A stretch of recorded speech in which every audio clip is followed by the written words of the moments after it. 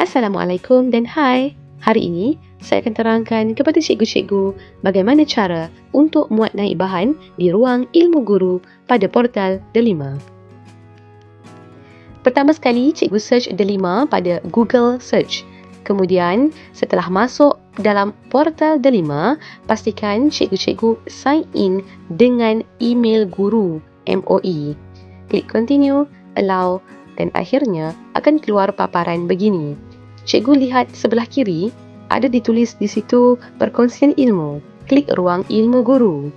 Kemudian login dengan Delima anda. Kemudian klik kongsi.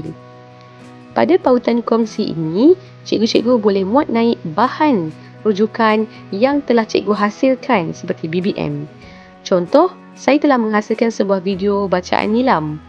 Jadi, saya letakkan topik bacaan nilam, kemudian saya kongsikan link YouTube yang telah saya hasilkan.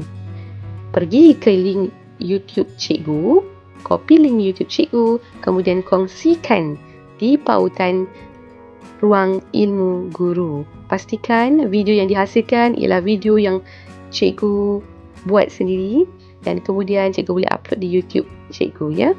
Okey, seterusnya letakkan keterangan tentang bahan yang cikgu kongsikan. Masukkan juga hashtag seperti hashtag sekolah masing-masing, seperti hashtag sekolah kita SK Seksyen 6 Kota Damansara.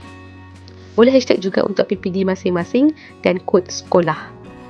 Baik, seterusnya cikgu-cikgu boleh lihat jenis sumber video, tahap umum ke ataupun kepada siapa sasaran kita.